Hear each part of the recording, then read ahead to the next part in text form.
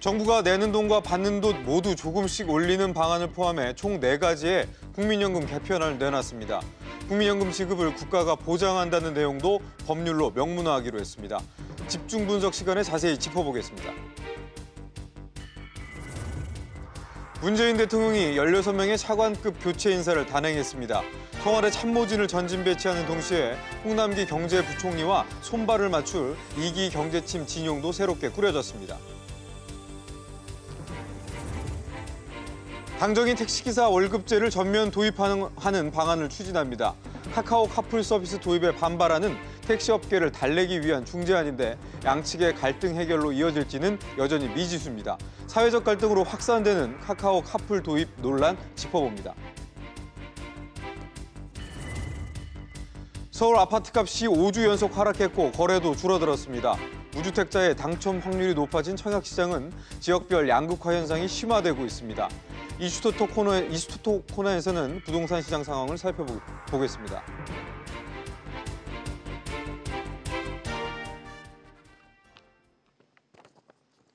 네, 논란과 우여곡절 끝에 정부의 국민연금 개편안이 오늘 전격 발표됐습니다.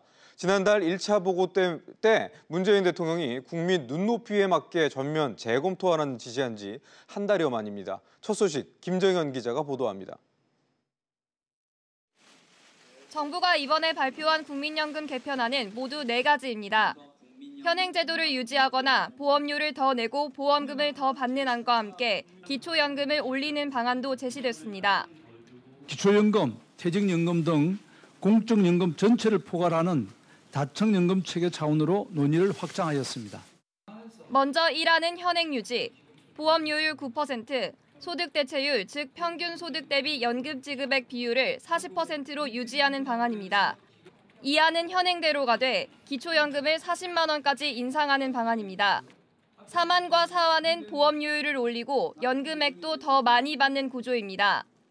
3안은 2031년까지, 4안은 2036년까지 5년마다 보험료를 각각 1%포인트씩 올려 소득 대체율을 각각 5%포인트, 10%포인트 올리는 게 핵심입니다. 정부는 또 국민연금에 대한 신뢰를 높이기 위해 국가 지급 보장 문구를 법에 명시하겠다고 밝혔습니다. 특히 사업 중단이나 실직으로 보험료 납부가 어려운 지역 가입자에게 보험료의 50%를 지원해주는 사업을 신설하기로 했습니다. 배우자 사망 시 30%만 지급하던 유족연금 중복지급률도 앞으로는 40%까지 인상하겠다고 밝혔습니다. 이번 국민연금 개편안은 국무회의 등을 거쳐 이달 내 국회에 제출될 예정입니다. SBS CNBC 김정현입니다. 네, 문재인 대통령이 16명의 차관급 교체 인사를 단행했습니다. 경제부처를 중심으로 새 인물들을 발탁했고 청와대 참모진들도 전진 배치했습니다. 2기 경제팀의 진용을 새롭게 꾸리면서 국정 장악력을 높이겠다는 의지가 반영된 것으로 보입니다. 김한진 기자입니다. 이번 대규모 차관급 인사의 배경은 국민들이 체감하는 경제 성과를 내겠다는 의지가 반영됐다는 게 청와대의 설명입니다. 경제 활력을 불어넣을 수 있는 역동적인 정부를 만들어 나가겠다. 국민들이 성과를 체감해 나갈 수 있도록 하겠다는 인사권자의 의지가 담겨 있다고 생각을 합니다. 기획재정부 1차관과 2차관에는 이호승 청와대 일자리기획 비서관과 구윤철 기재부 예산실장이 각각 임명됐습니다. 국토교통부 제1차관에는 박선호 국토도시실장, 중소기업벤처부 차관에는 김학도 한국산업기술진흥원 원장이 임명됐습니다. 홍남기 신임 경제부총리와 손발을 맞춰야 할 경제부처에 새 인물들을 대거 발탁해 2기 경제팀의 진용을 새롭게 꾸렸습니다. 과학기술정보통신부 제1차관에는 문미옥 대통령비서실 과학기술보좌관이, 국무조정실 제2차장에는 차영환 청와대 경제정책비서관을 각각 임명하면서 청와대 참모진을 전진 배치한 것도 눈에 띄는 대목입니다. 국정 장악력을 높여 대통령의 메시지와 철학을 국정에 더욱 확실히 반영하겠다는 의지로 풀이됩니다. 대통령의 뜻을 직접 받들어 정책을 만들고 구현하셨던 분들입니다. 직접 현장에 들어가셔서 대통령의 뜻을 잘 구현해 나가달라. 한편 이번 대규모 물갈이 인사가 집권 3년 차를 앞둔 청와대의 공직 기강 잡기라는 분석도 나오고 있습니다. SBS CNBC 김한진입니다. 카카오의 카풀 서비스를 두고 택시업계의 반발이 큰 가운데 이 정부와 여당은 택시 지원 방안을 확정하고 택시업계 설득에 나섰습니다. 이 산업금 폐지를 추진하고 월급제를 전면 도입하는 것이 핵심입니다. 유정훈 기자의 보도입니다. 더불어민주당과 정부가 택시업계의 월급제 전면 도입 방안을 적극 추진하기로 했습니다. 택시기사 월급제가 도입이 돼 있지만 실질적으로 시행되지 않는 만큼 관련 법과 제도를 마련해 월급제 정착을 이끌겠다는 겁니다. 이는 카카오의 카풀앱 서비스에 대해 택시업계 반발이 고조되면서 당정이 꺼내든 택시업계 지원책 중 하나입니다. 월급제를 법과 제도로 전면적으로 도입을 해서 실질적으로 월급제가 정착될 수 있도록 당정이 적극적인 대책을 수립을 하고 또 그 외에 다양한 택시 지원책을 준비하고 또 현실화될 수 있도록 노력을 하겠습니다. 완전 월급제가 시행되면 법인 택시기사를 기준으로 월 250만 원의 소득이 보장될 것으로 당정은 기대하고 있습니다. 월급제 도입에 따른 택시 요금 인상 우려에 대해 당정은 인상은 검토하지 않고 있다고 선을 그었습니다. 요금제 개편이 아니라 서비스를 다양화하는 방법을 검토를 하겠다는 거죠. 택시 카풀 TF팀은 전국 택시운송사업조합 연합회 등 4개 택시단체와 의견을 교환 중이며 정부와 협의를 거쳐 최종안을 조만간 발표할 계획입니다. SBS CNBC 유정훈입니다. 네, 글로벌 경기 둔화 우려와 반도체주 실적 전망에 국내 금융시장이 출렁이었습니다. 이 코스피가 1%대 급락하고 삼성전자 주식은 4만 원대 아래로 떨어졌습니다. 자세한 내용 취재기자 연결해서 알아보겠습니다. 김성현 기자. 네, 김성현입니다. 네, 먼저 오늘 우리 주식시장 상황 먼저 전해주시죠. 네, 코스피가 1% 넘게 하락하며 2070선을 내줬는데요. 코스피는 전거래일보다 1.25% 떨어진 2069.38의 거래를 마쳤습니다. 특히 외국인과 기관이 팔자세에 나서면서 낙폭을 키웠는데요. 외국인이 908억 원, 기관은 1223억 원 순매도했고 개인은 1834억 원 순매수했습니다. 유럽중앙은행 ECB의 경제전망 하향과 중국 경기 지표 부진 등의 경기 둔화 우려와 함께 반도체주 실적 전망의 악화가 우리 증시에 영향을 줬다는 분석입니다. 네, 눈에 띄는 것이 이제 삼성전자를 비롯한 반도체 주가가 많이 빠졌다는 건데요. 이거 어떻게 봐야 될까요? 네, 대장주인 삼성전자가 2%대 낙폭을 기록하며 1년 9개월 만에 4만 원 아래로 떨어졌는데요. 삼성전자는 전거래일보다 2.63% 떨어지며 3만 8천 원 선에서 거래를 마쳤습니다. SK하이닉스도 5%대 급락한 채 장을 마감했는데요. 디램 가격의 낙폭이 커져 실적 우려가 나오면서 증권사들이 반도체주 목표가를 낮춘 영향이 큰 것으로 분석됩니다. 코스닥도 2% 이상 하락하며 장을 마쳤는데요. 코스닥은 전거래일보다 2.26% 하락한 666.34의 거래를 마쳤습니다. 한편 서울 외환시장에서 원달러 환율은 전거래일보다 7원 40전 오른 1131원에 마감했습니다. 지금까지 SBS CNBC 김성현입니다. 네, 금융위원회와 법무부, 검찰이 자본시장 불공정 행위로 얻은 부당이익 환수를 위해 개편을 추진합니다. 금융당국은 주가 조작 등 불공정 거래 행위에 대한 부당이득 금액 산정 체계를 개편하고 과징금 제도를 개선하는 내용이 포함된 자본시장법 개정 방안을 협의 중입니다. 현행법은 벌금과 과징금을 산출하는 명확한 기준이 없어 부당이득을 제대로 계산하지 못한다는 지적이 있었습니다. 서울 집값이 5주째 떨어지고 있는 가운데 수도권 전역으로 하락세가 확산되고 있습니다. 부동산 114에 따르면 이번 주 서울 아파트값은 지난주보다 0.02% 떨어지며 5주째 하락세를 이어갔고 신도시 0.02%, 경기 인천 집값도 0.01% 떨어졌습니다. 서울을 비롯한 수도권 전역이 일제히 마이너스 변동률을 기록한 것은 지난 2014년 5월 말 이후 처음입니다. 지난달 KT 아현지사 화재로 손해를 입은 소상공인들이 KT 측 보상안에 반발해 공동소송을 진행할 예정입니다. KT 불통 피해 상인대책위원회는 광화문 KT 본사 앞에서 기자회견을 열고 다음 주 중으로 서울중앙지방법원에 민사소송을 제기할 것이라고 밝혔습니다. 대책위는 KT가 소상공인들의 공동조사 요구를 거부한 채 자체 조사만으로 보상안을 만들었다며 보상액도 미흡하다고 주장했습니다. 네이버와 동대문 관광특구가 유럽연합 EU의 위조 및 불법 복제 감시 리스트 대상에 올랐습니다. EU 집행위는 EU 여개의 온라인 사이트와 오프라인 시장 등 52곳의 감시 대상으로 선정하면서 네이버와 동대문 관광특구를 포함시켰습니다. EU 집행위는 네이버 쇼핑과 소셜미디어 서비스에서 위조 상품들이 판매되고 있으며 동대문 관광특구에서도 대량으로 위조 상품이 판매되고 있다고 지적했습니다.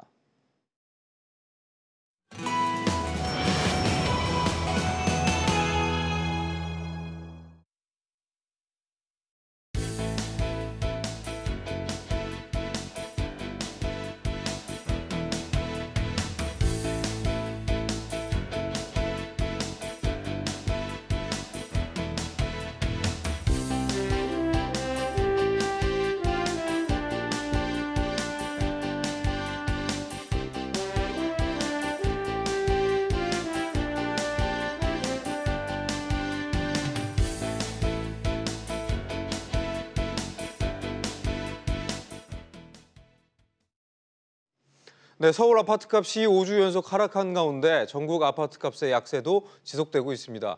한편 청약제도 개편에 따른 연말 분양시장에도 관심이 쏠리고 있는데요. 전반적인 부동산 시장 흐름 짚어보겠습니다. 윤지혜 부동산 114 수석연구원 연결돼 있습니다. 연구원님 안녕하십니까?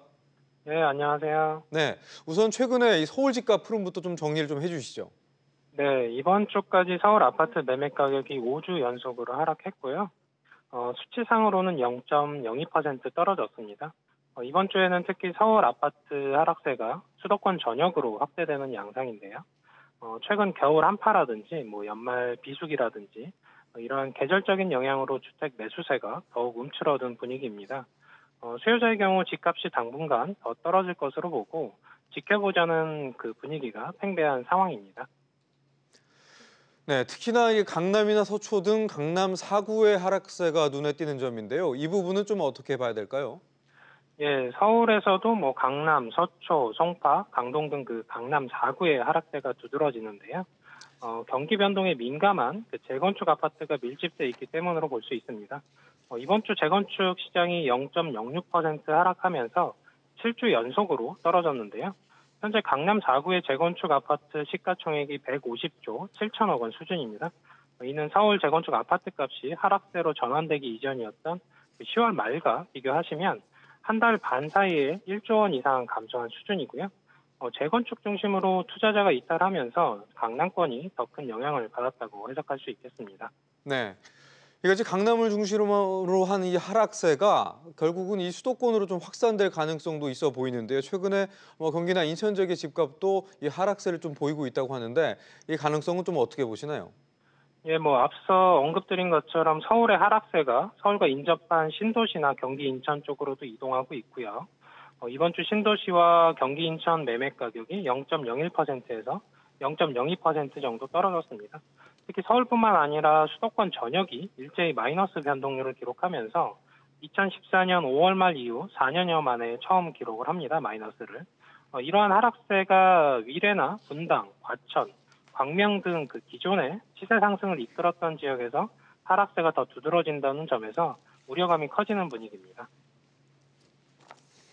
네, 일단 분양시장 얘기로 좀 넘어가 보죠. 최근에 이제 청약제도가 이제 무주택자들의 당첨 기회를 높이는 방안으로 달라지면서 청약시장도 곳곳 지역별로 좀 양극화 현상이 보이고 있는데요.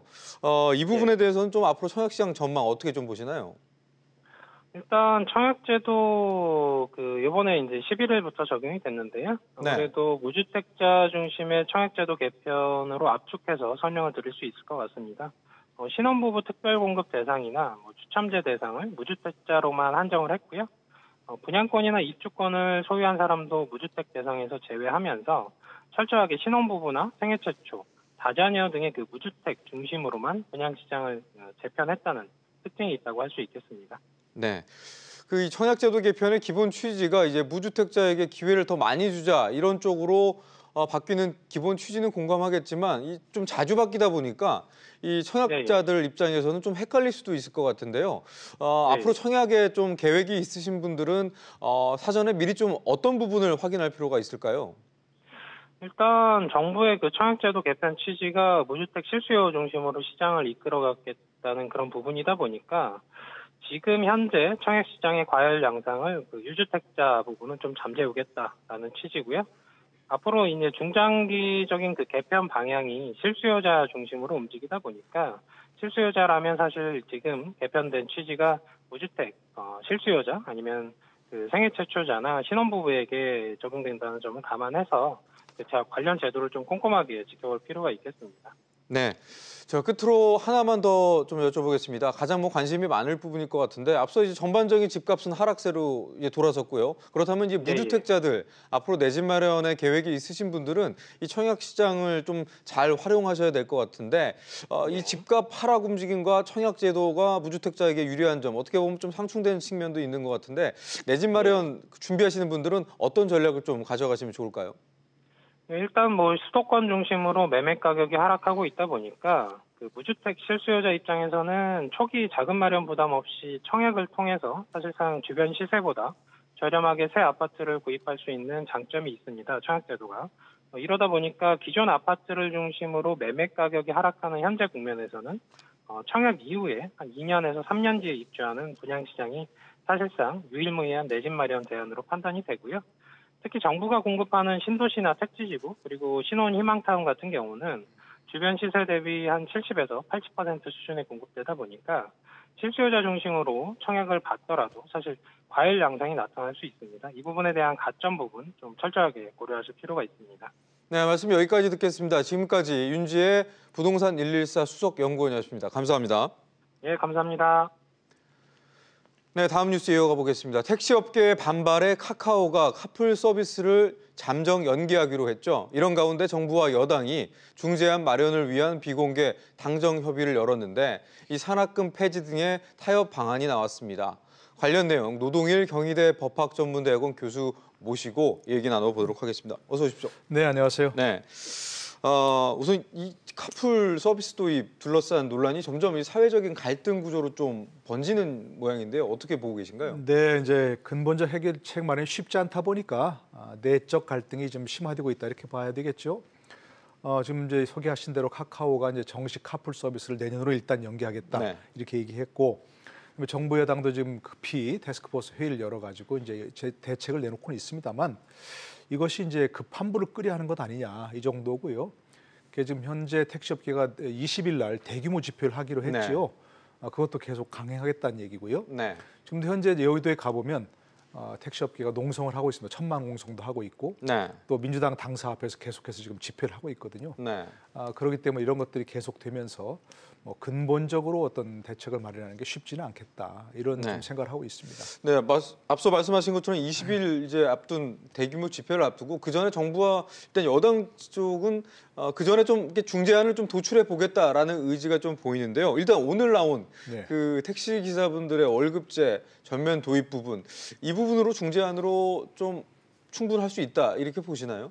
지금 이제 정부 입장은 그렇습니다. 정부 여당의 입장은 태스크포스를 이제 설치해서 논의를 하고 있지만 택시업계의 목소리도 중요하다. 택시업계 생존권 그리고 택시기사들의 생존권 이것도 굉장히 중요하고 목소리에 귀를 기울여야 하지만 한편으로는 이제 어떤 새로운 이제 공유 모델이라고 하는 공유 경제 모델이라고 하는 지금 이제 민주당에서 얘기하는 지금 문재인 정부에서 얘기하는 게 한편으로도 혁신 경제 아니겠습니까? 그쪽을 통해서 국민의 편익을 증진해야 하는 그런 두 가지 모델을 포기할 수 없다는 겁니다. 그러니까 택시업계에서는 카풀 서비스는 불법이니까 완전히 중지시켜라, 금지시켜라 이런 입장인데 정부 여당에서는 그건 안 된다. 완전히 금지시킬 것도 안 되고 그렇다고 택시업계 목소리를 외면할 수도 없으니까 양쪽의 어떤 중재안을 내세우는 입장을 중재하는 그런 의견을 내겠다는 것이거든요. 나온 게 첫 번째가 이제 택시기사들, 특히 법인 택시기사들의 완전 월급제, 그런데 산업금 폐지를 전제로 하는 거죠. 이걸 도입하겠다는 얘기고요. 택시 산업 발전을 위한 지원책을 강구하겠다는 것이고요. 또 택시기사들의 지원책도 강구하겠다 이런 얘기입니다. 그런데 아시겠습니다만 이게 택시기사 완전 월급제, 산업금 폐지 이 얘기는 오래전부터 얘기가 나온 얘기입니다, 사실은. 네. 그게 실현되지 못했던 얘기거든요. 그 부분을 이번에 좀 법제화를 통해서 좀 강제하겠다는 얘기겠죠. 법과 제도를 만들어서 그걸 강제하겠다. 제도적으로 이제 그걸 완비하겠다 이런 얘기인데 저는 이런 걸 보면서 약간은 좀 과거에 나왔던 얘기들의 반복이라고 생각이 됩니다. 요금 인상 들 때마다 요금 인상일 때마다 서비스를 개선하고 산학금 폐지해서 택시 기사들의 어떤 생존권을 보장하겠다 이런 게 계속 나왔거든요. 근데 이제 그 밑에 기사들에 달린 댓글들 보면 그것이 이제 참 정확하게 지적이 나왔는데 완전 월급제를 시행하면 열심히 일하는 기사나 그렇지 않은 기사나 차이가 뭐냐는 겁니다. 그리고 눈이 오거나 비가 오거나 하면 택시기사들 열심히 안 할 가능성이 높지 않느냐. 그런 것 때문에 바로 산학금이 완전히 폐지되지 못하고 완전 월급제가 정착되지 못했던 것이거든요. 그러니까 정부 여당이 지금 새로운 그 대책으로 내놓으려면 왜 그동안 산학금이 폐지가 되지 못하고 왜 완전 월급제가 정착이 되지 못했느냐. 이런 원인 분석을 내놓고 그에 따른 대책을 처방을 내놔야 되는데 여전히 조금 미흡한 원론적인 부분만 있는 것도 아니냐 저는 그런 생각이 들었습니다. 이 문제의 좀 시작점으로 돌아가서 다시 이 논란을 좀 지켜볼 필요가 있을 것 같은데 교수님께서 지적하시기도 이제 공유경제라는 측면에서 긍정적으로 이번 카카오 카풀 서비스를 바라보는 시각도 분명히 있을 거고요. 국민들은 정말 그렇게 보는 사람이 있겠죠. 또 택시 업계 입장에서는 또 그 나름대로의 또 사정이 있어 보입니다. 결국 이제 중재안 도출이 중요한데 현실적으로 오늘 나온 이제 월급제 도입 이외에 카카오 카풀의 어떤 하루 운행 횟수를 제한한다거나 또 출퇴근 시간, 사실상 이 출퇴근은 뭐 24시간이라고 지금 돼 있는 것 같은데 나머지 지금 거론되고 있는 중재안이 추가적인 도출에 좀 어떤 말미를 제공할 수 있을까요? 그러니까 정부 여당이 얘기하는 말 그대로 이제 택시의 완전 월급제라든지, 그러니까 택시 기사들의 어떤 기본적 생존권을 보장할 수 있는 그런 방안을 우선 내놔야 되겠죠. 지난번에 이제 그 택시 기사가 한 분 분신했지 않습니까? 있어서는 안 되는 안타까운 일인데 그렇게 된 게까지는 제가 보기에는 그것이 이제 카풀 서비스가 촉발은 했지만 그동안 쌓여온 택시 기사들의 분노가 그분이 폭발한 겁니다, 사실은. 열심히 일해도 전체 노동시간으로 따지면 최저임금도 못 받는 택시자들의 대부분 아니겠습니까? 그런 것들이 이제 산학금 제도를 둘러싼 갈등이 오랫동안 쌓여왔던 것이 폭발한 것이거든요. 한편으로는 정부 여당에서는 그런 점에 택시기사들의 정말 생존권이라고 하는 그런 부분에 좀 신경을 써야 되지만 다른 한편으로는 어떤 공유경제 모델이라고 하지만 그걸로 이익 보는 경우가 있을 거 아니겠습니까? 예를 들자면 카풀 서비스를 통해서 카카오는 막대한 이익을 거둘 수 있는 가능성이 있지 않습니까? 그런데 그러면 그에 대해서 문제가 되어지는 어떤 택시기사들의 생존권을 보장하기 위해서 새로운 어떤 공유경제 모델이 도입되면 거기로부터 이익을 얻는 그 회사들로부터 그 주체들로부터 일정한 이익을 거둬서 문제가 되어지는 그걸로 부정적 어떤 영향을 받는 그런 사람들의 어떤 좀 보조를 하는 그런 것도 도입을 할 필요가 있는 것이죠. 정부 여당이 반드시 대책을 세우는 것이 아니고 그런 것도 아니고 어떤 그런 공유경제를 통해서 새로운 이익을 얻는 사람들이 그 이익의 일부를 그 공유경제를 통해서 불이익을 받는 사람들 위해 쓰는 그런 제도적 모델도 한번 강구할 필요가 있는 거죠. 방금 그 얘기하신 모델을 제가 잠시 이제 생각을 해봤는데 지금 이제 카카오 카풀 같은 경우는 운전자 물론 일반인이죠. 운전자가 일정 부분 수수료를 카카오 측에 내고 본인이 이제 운행을 한 그 대가를 가져가는 구조잖아요. 그렇습니다. 그러면 이제 사실 이 일반 이용자와 이 드라이버, 운전자 간에 어떻게 보면 사적 거래가 이루어지는 건데 택시업계의 이 과정에서 발생하는 이익을 택시업계 지원에 좀 사용해야 된다 이런 의견이신가요? 그건 그야말로 제도화해야 되는 것이죠. 꼭 억지로 강요할 수는 없는 것이고 이제 우리가 이제 우리나라에서 도입에 실패했던 외국에서는 이제 많이 좀 활성화돼 있지만 우버가 있지 않습니까? 우버 서비스도 외국에서 도입할 때 그런 어떤 택시 기사들의 어떤 그 반발이 많았지 않습니까? 그걸 돌파한 그 모델 중에 하나가 우버가 이제 1회 운행할 때마다 거기서 $1씩 각출을 해가지고 그걸 기금으로 해서 부정적 이익을 영향을 받는 택시 업계에다가 지원한다. 이런 쪽으로 상생 모델을 내놨거든요. 그런 차원에서 이제 우리나라도 뭐 카카오 서비스가 카카오가 모빌리티가 그런 서비스 도입할 때 자신들이 어떤 이익을 받을 때 그런 것을 일정한 뭐 택시기사 생존권을 위한 보장을 위한 그런 기금으로 내놓겠다든가 하는 방식으로 상생의 방안을 찾아야 되는 거죠. 이거는 뭐 우리가 다 알고 있지만 4차 산업혁명을 통해서 굉장히 어떤 그 완전한 산업계의 생태가 바뀌는 부분 아니겠습니까? 지금은 이제 카풀 서비스만 얘기하지만 지금 벌써 외국에서는 자율주행 택시가 나왔지 않습니까? 네. 시범 서비스가. 네. 앞으로 그것이 우리나라에 도입될 때는 택시의 어떤 그 존립 자체가 위협을 받는 상황이 될 수 있거든요. 그러면 위협받는다고 해서 그걸 그대로 놔둘 것이냐 하는 건 안 되는 거죠. 그런 생존권의 위협을 받는 사람들 위해서 새로운 어떤 혁신 모델이 있을 때 과거의 어떤 기득권을 좀 보장할 수 있다든가 그 부정적 영향을 받는 이런 사람들을 위해서 뭔가 좀 대책을 세우는 그런 모델이 바로 이제 상생 모델이니까 그런 모델을 카카오 측에서도 좀 내놔야 될 필요가 있는 거죠. 예. 그러니까 공유 경제의 긍정적인 측면은 살리되 그런 측면에서 발생하는 어떤 기존 어떤 이해관계가 좀 잠식당하는 분들은 상생 모델이 좀 필요하다라고 그렇습니다. 이해를 예. 알겠습니다. 근데 좀 정부의 중재안이 좀 타이밍상 좀 뒤늦은 감이 있다는 지적이 좀 나오고 있는데 이 부분은 좀 어떻게 보시나요? 그러니까 정부에서도 이제 아까 말씀드린 대로 공유경제의 혁신 모델은 살려야 되겠고 또 택시 기사들도 뭐 외면할 수 없고 이런 것 때문에 조금 이제 그 뭐 딜레마랄까요? 그런 것 때문에 쉽게 어떤 정제안을 내놓지 못했던 것 같아요. 그래서 이제 태스크포스를 결성을 했지만 조금 시간을 끌었던 부분이 있는 거죠. 그러면서 이제 지난 10일 날 그 택시 기사 한 분이 분신을 하시고 이러다 보니까 이제 부랴부랴 어떤 중재안을 내놓은 것 같아요. 전 방향은 뭐 제대로 잡았다고 봅니다.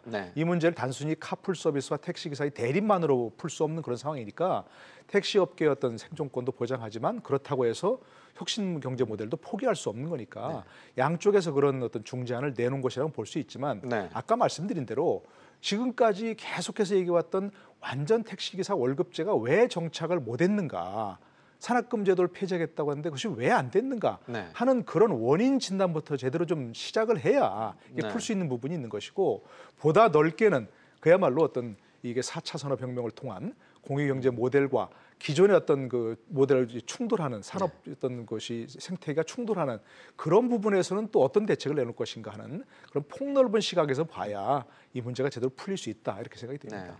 오늘 전현희 카카오 카풀 TF 위원이 그 요금 인상 부분은 우리가 선택할 수 있는 옵션이 아니다 이렇게 이제 선을 좀 긋는 발언을 했는데. 교수님 생각에도 지금 이 사안을 해결하기 위해서 택시 요금 인상은 적절한 카드가 아니다 이렇게 보시나요? 그러니까 이 문제를 해결하기 위한 카드로 이 요금 인상 카드를 쓸 수는 없는 거죠. 요금 인상이 필요한가? 지금 택시 요금이 너무 싸다면 그걸 어느 정도 적절한 선을 올려야 할 것인가? 이런 쪽으로 접근해야지 이 문제를 풀기 위해서 요금을 올려주고 그다음에 택시기사들이 그걸 또 이제 달랜다 이렇게 할 수는 없는 부분이고요. 요금 인상과 이 문제는 전혀 다른 문제입니다. 그러나 이제 제가 보기에는 우리 외국에 갔다 오신 분은 다 알지만 우리 전체적인 택시 요금이 좀 지나치게 싼 부분은 있습니다. 그런 부분은 이제 다른 쪽으로 검토해야 될 것이고 전현희 위원장도 얘기한 것처럼. 택시기사 영업이 굉장히 많이 제한된 부분이 있지 않습니까? 예약제라든지 여러 가지 개인 서비스라든지 이런 걸 할 수 있도록 거기 또 규제가 있으면 규제를 풀어주는 것도 어떤 혁신경제의 모델 중에 하나거든요. 그러니까 규제로 대폭 완화하고 택시 영업의 규제도 대폭 완화하고 그러면서 이제 카풀 서비스와 택시 영업이 공존할 수 있도록 하는 그런 부분은 필요한 거죠. 요금 인상은 또 전혀 다른 차원에서 검토되는 문제라고 봅니다.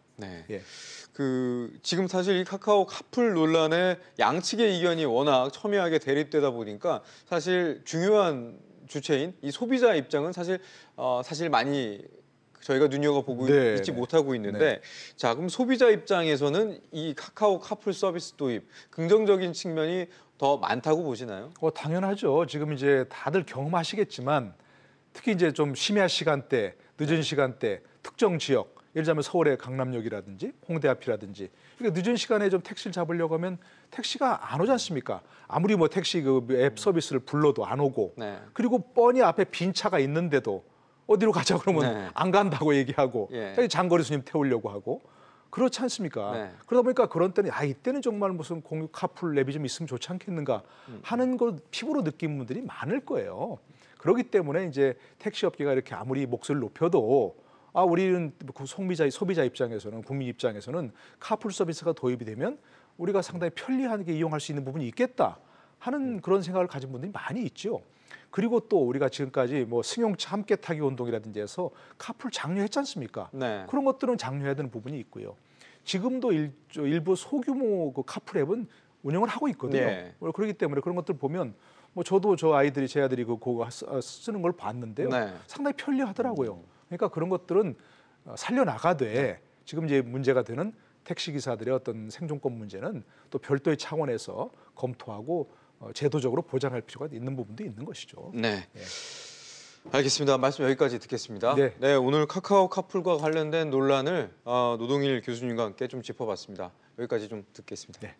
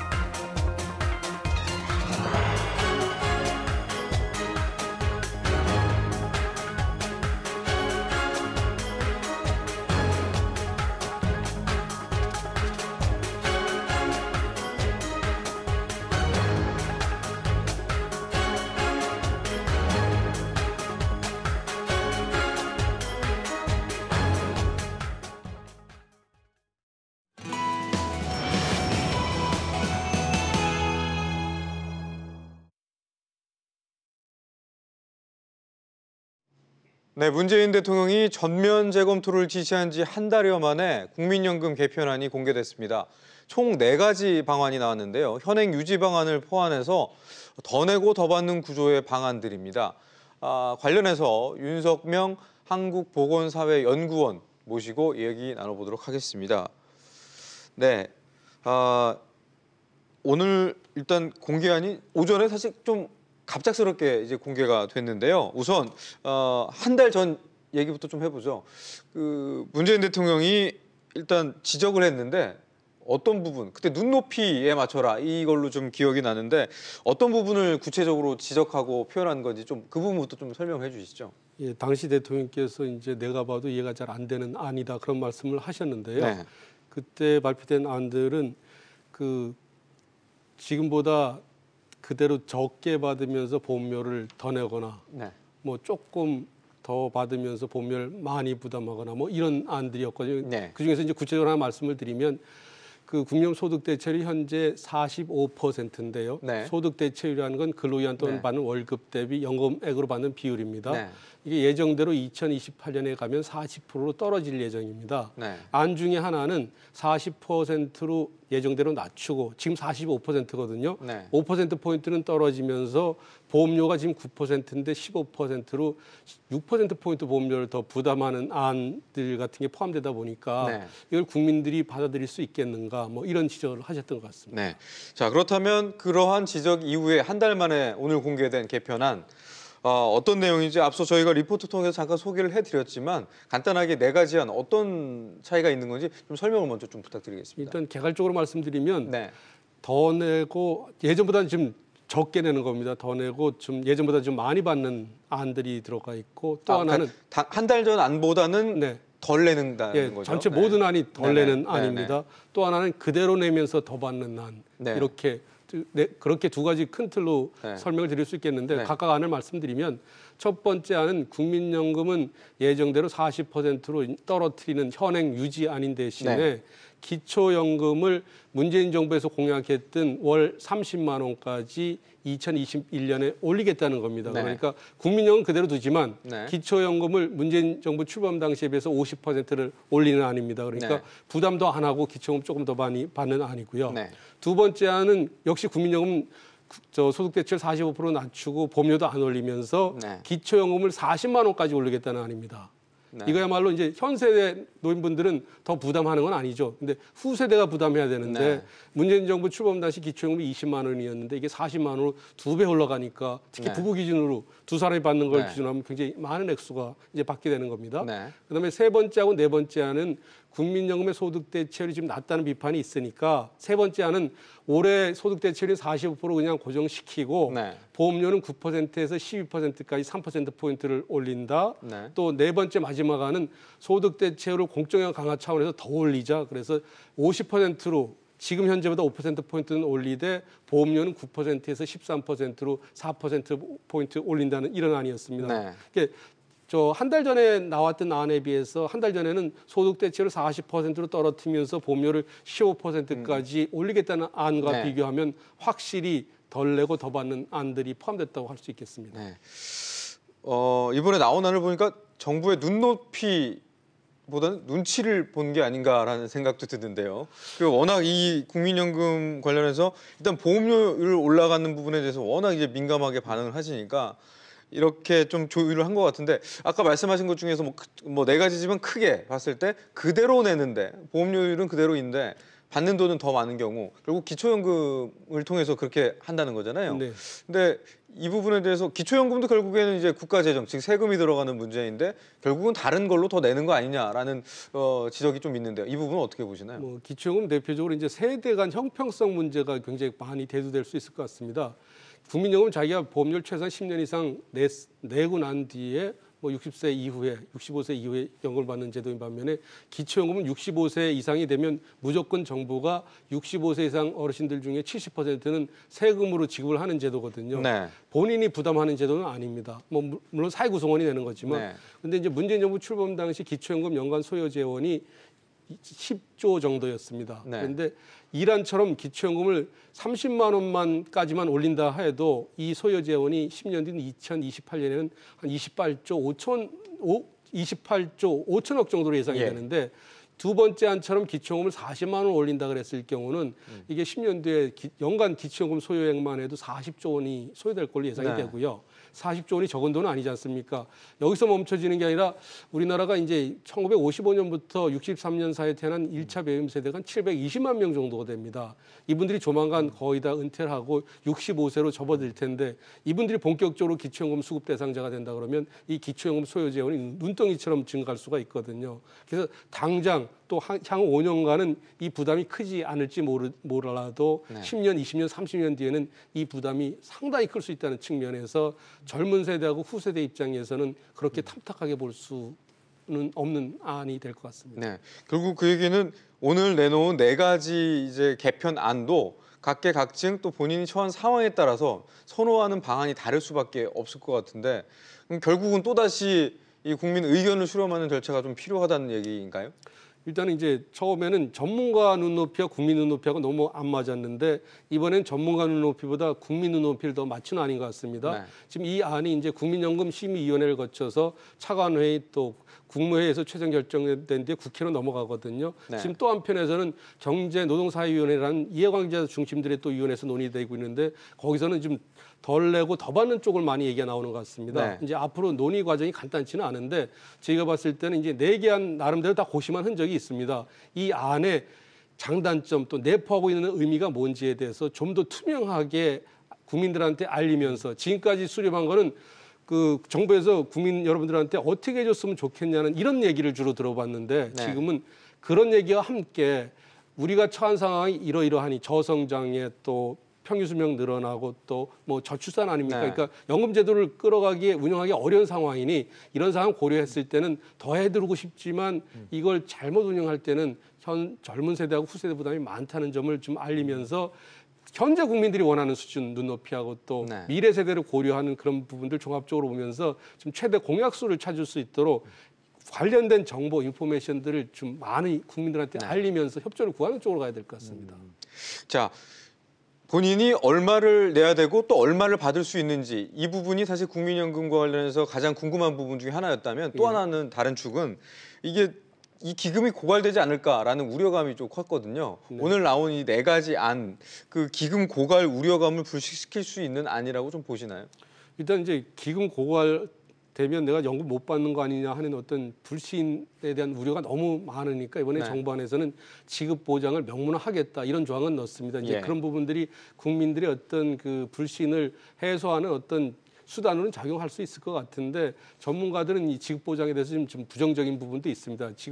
지금 제가 그걸 네. 말씀드릴 시간은 없을 것 네네. 같은데 일단 그 지급 보장에 대해서 이제 부정적인 걸 제가 좀 말씀을 드리면 뭐냐면 그 지급을 보장했으니까 우리가 지금 부담하는 보험료 대비 받는 액수가 국민들은 실감을 못하지만 네. 그 불균형 정도가 굉장히 많습니다. 미래 어느 시점 가면 지금 나온 네 개 안 모두가 네. 부담 대비 급여 수준 차원에서 적절한 재정 안정화 방안을 보기는 어렵거든요. 네. 지급 보장이 들어가는 순간 나중에 정부가 이제 추가적으로 연금 개혁할 필요가 있다고 얘기했을 때 정부가 다 책임진다 그랬는데 왜 우리한테 이걸 떠넘기느냐. 네. 그래서 개혁이 굉장히 어려워질 수 있다는 측면에서 전문가들은 우려하는 부분이 있다는 겁니다. 네. 그래서 이제 이런 부분에서 이제 좀 우리가 우려하는 부분이 좀 있습니다. 네. 네. 그 정치권, 그러니까 야당 뭐 명확히 한국당에서는 오늘 이제 국민연금 개편안을 두고 뭐 사지선다형이다 또는 뭐 파퓰리즘적이다 뭐 이렇게 국민 의식을 너무 의식하다 보니까 원래 정책 방향대로 가지 못한 거 아니냐라는 지적이 있었는데요. 이 부분은 어떻게 보시나요?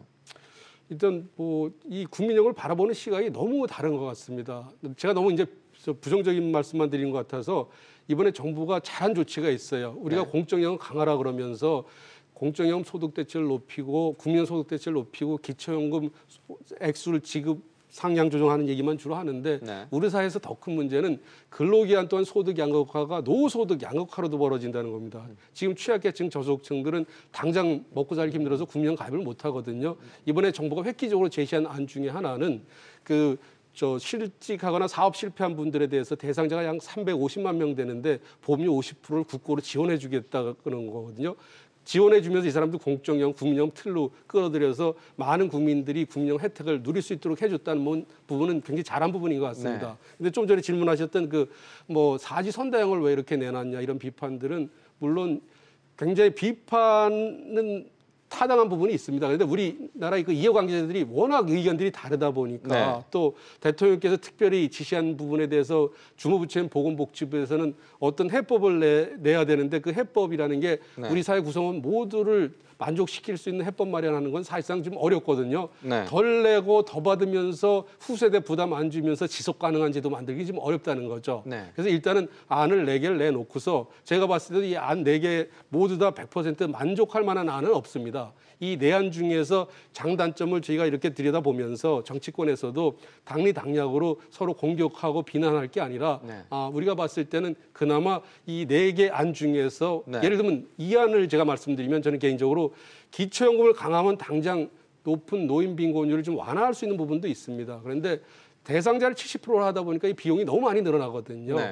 이미 보름 전에 OECD 앙헬 구리아 사무총장이 문재인 대통령께 이렇게 OECD 보고서를 지금 보여드린 게 있습니다. 그 보고서는 뭐냐면 우리나라의 기초연금이라는 게 투입 비용 대비 노인 빈곤 완화 효과가 적다는 겁니다. 뭐냐니까 70%한테 대상자는 많이 지급하면서 똑같이 기초연금을 지급하다 보니까 저소득 노인들이 빈곤에서 탈출하지 못한다는 거죠. 그러니까 저 같은 경우는 정치권에서 이런 문제를 좀 감안하면서 이 안 같은 경우를 40만 원 올리는 이 부분에 대해서 취약계층 저소득층에 대해서 차등으로 지급하는 쪽으로 간다 그러면 후세대 부담도 줄어들고 또 빈곤에 노출된 노인들 또 빈곤에서 탈출할 수 있는 어떤 그런 기제로도 작동할 수 있다는 측면에서 내놓은 안 모두를 그냥 비판만 할 게 아니라 좀 더 당리당략적인 점은 접어두고서 어떤 게 우리의 높은 노인 빈곤을 완화하고 후세대 부담을 줄여주면서 또 국민연금도 지속 가능할 수 있겠는가 고민을 좀 해봐야 될 것 같습니다. 연구원님 입장에서 아까 말씀하셨는데 어쨌든 개인적으로는 4가지 안 중에서 두 번째 안을 가장 적당한 안으로 보고 계신 건가요? 두 번째 안이 그대로 가면 그건 후세대 부담이 너무 많고요. 그러니까 기초연금을 지금 두 번째 안은 65세 어르신 70%한테 일괄적으로 40만 원을 지급하는 건데 소요 재원이 굉장히 많이 들거든요. 이 부분을 좀 더 현실적으로 우리 현실에 맞게 어려운 어르신들 소득 하위 20%, 40%, 50% 이분들한테 지금 차등직으로 아주 어려운 분은 30만 원, 40만 원 지급하고 안 그런 분들은 뭐 20만 원 지급, 25만 원 지급한다든지 이렇게 해야 재원 조달 측면에 있어서 후세대 부담을 덜어주면서 우리 노인 빈곤 완화 효과도 있고 또 공적연금 강화도 할 수 있을 것 같습니다. 뭐 사실 오늘 국민연금과 직접적으로 관련된 건 아니지만 아까 이제 노인분들 또는 기초연금과 관련된 문제점을 얘기하셨길래 이제 극빈층 노인층에게 이제 생계급여가 이제 지급되고 있는데 현재 지금 기초연금 같은 경우는 이제 소득으로 인식을 해서 사실 뭐 줬다 뺏는 연금 아니냐라는 부분도 있고 원래 얘기 나왔던 10만 원 인상해 주는 부분도 지금 뭐 없던 얘기가 돼버린 상황인데 이 부분에 대해서는 구체적으로 좀 구조 개선이 필요하다고 보시진 않나요? 저는 이제 뭐 다른 많은 분들이 이거 줬다 뺏는 기초연금이라고 비난을 많이 하는데 이 부분도 우리가 조금 물러서서 생각을 해봐야 될 것 같습니다. 이제 국민 그 기초생활보장제도 수급 대상자분들은 그분들보다 조금 더 좀 나은 차상위, 차차상위 분들보다는 국가로 받는 혜택이 좀 많은 편입니다. 네. 이 기초연금이 늘어난 대로 그대로 드리면 지금 이분들보다 소득이 조금 더 많다 그래서 국민 기초생활보장제도 수급 대상자에서 빠진 분들하고 소득 역전 현상이 발생할 수도 있습니다. 그래서 얼핏 보면 이게 말이 안 되는 제도 같이 운영하는 것 같은데 네. 또 노인 집단 내에서의 어떤 형평성 차원에서는 불가피한 측면이 또 있는 부분도 있고요. 네. 그다음에 일단 기초생활보장 수급 대상자들은 다른 어르신들에 비해서 최소한의 생활은 보장이 되다 보니까 정책 당국에서는 그 소요 재원을 가지고서 차상위, 차차상위 있는 분들한테 혜택을 좀 더 드리는 쪽으로 가는 게 한정된 예산으로서는 또 의미가 있지 않느냐. 또 이렇게 보는 네. 시각도 있는 것 같습니다. 네. 그러니까 한쪽으로 너무 몰릴 수 네, 있다는 그렇습니다. 말씀이신 것 같은데요. 다시 이제 국민연금 얘기로 돌아가서 좀 마무리를 좀 해보겠습니다. 오늘 어쨌든 정부가 4가지 이제 개편안을 내놓았고 이 부분을 이제 의견 수렴을 신속히 해서 좀 결정을 이제는 좀 해야 될 것 같은데요. 뭐 계속 안만 내놓을 수는 없으니까요. 쉬워 보이진 않겠지만 이 부분에 국민 의견을 좀 효과적으로 좀 반영할 수 있는 그 과정이나 또 염두할 점은 좀 어떤 게 있다고 좀 보시나요? 일단은 뭐 지금 우리 사회에서 그냥 맹목적이라보다는 이제 노후 준비가 제대로 안 돼 있고 우리가 공적연금 역사가 짧다 보니까 다른 나라하고 비교하면서 우리 공적연금의 기능이 노숙 보장 기능이 너무 약하지 않느냐 이런 식의 주장들이 많은데 네. 또 다른 면에서는 우리가 그렇게 공적연금 기능이 아직까지 좀 약한 거는 이 제도 도입 역사가 짧기 때문이라는 거죠. 그래서 네. 지금 우리 사회에서 벌어지는 논쟁들은 국민연금이나 기초연금 하나로 모든 노후 생활을 보장하라 이런 주장들이 나오고 있거든요. 네. 그런 주장보다는 어떻게 국민연금과 기초연금을 잘 갖고 가면 한정된 재원 속에서 많은 어르신들의 어떤 빈곤 탈출도 도와주고 후세대 부담도 덜어줄 건가 이런 정면에서 좀 고민을 해봐야 될 것 같은데 하나 예를 들면 지금 소득 대체율이 낮으니까 무조건 소득 대체를 올리는 쪽으로만 얘기를 하고 있는데 네. 다른 측면에서는 이게 연금제도라는 게 노동시장 문제하고 연관된 거거든요. 네. 연관된 거거든요. 같은 소득 대체율이라도 국민연금에 가입할 수 있는 기간이 많으면 10년 가입하는 거 20년, 30년 가입하면 그만큼 받는 액수는 2배, 3배 늘어나는 거 아니겠습니까? 이 문제를 우리나라의 어떤 중고령차의 어떤 노동시장, 근로 행태하고 연결시켜서 가급적 노동시장에 좀 더 잔류하게 할 수 있고 또 그쪽에 정부가 다양한 지원을 펴면서 사용주가 고령 근로자 고용에 어려움을 느끼지 않게 하면서 가입 기간을 늘리면서 연금액을 더 늘릴 수 있는 이런 방법도 좀 종합적으로 고민을 해봐야 될 것 같습니다. 알겠습니다. 오늘 얘기는 여기까지 좀 듣도록 하겠습니다. 네, 오늘 국민연금 정부의 개편 공개한 4가지 안 중심으로 윤석명 보건사회연구위원과 함께 했습니다. 지금까지 말씀 잘 들었습니다. 감사합니다.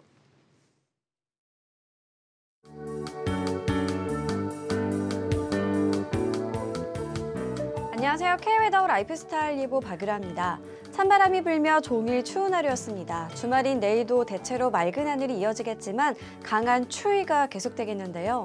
서울의 아침 기온 영하 6도, 한낮에도 3도에 머물겠고요. 차고 강한 바람이 체감 온도를 더 낮추겠습니다. 한편 일요일부터는 따스한 남서풍과 서풍이 불면서 기온이 크게 오르는 등 한파가 한풀 꺾일 것으로 보이는데요. 다만 낮에는 평년보다 추운 날씨가 예상됩니다. 전국에 눈비 소식이 있기 때문인데요. 이렇게 요즘 하루 걸러 날씨 변덕이 무척 심합니다. 건강관리에 유의하셔야겠습니다. 한편 주말에는 대기질도 좋지 못합니다. 특히 건강에 심각한 영향을 주는 초미세먼지 농도가 높게 오르겠는데요. 내일은 오전에 중서부부터 먼지 농도가 짙어지기 시작해 오후에는 전국적으로 높게 나타나겠고요. 모레는 서쪽 지방의 경우 오전에는 나쁨 단계를 보이다 오후에는 보통 수준을 되찾겠지만 동쪽 지역은 종일 한때의 나쁨 수준의 농도를 보이겠습니다. 중부지방 막다가 차츰 구름이 많아지겠습니다. 아침 기온 서울이 영하 6도, 춘천은 영하 8도까지 떨어지는 등 한파가 계속되겠습니다. 동해안 대체로 맑은 하늘이 예상되는데요. 아침에는 영하권의 추위가 이어지겠고 한낮에도 쌀쌀하겠습니다. 남부지방 가끔 구름만 지나겠고 영남 해안을 중심으로 대기가 무척 건조하겠습니다. 다음 주에는 예년 이맘때 정도의 겨울 날씨를 보이며 강한 한파는 없겠습니다. 다만 목요일쯤에는 전국에 비가 내릴 것으로 전망됩니다. 날씨였습니다. 네, 오늘 BG 플러스 준비한 내용은 여기까지입니다. 즐거운 주말 보내시기 바랍니다. 시청해 주셔서 감사합니다.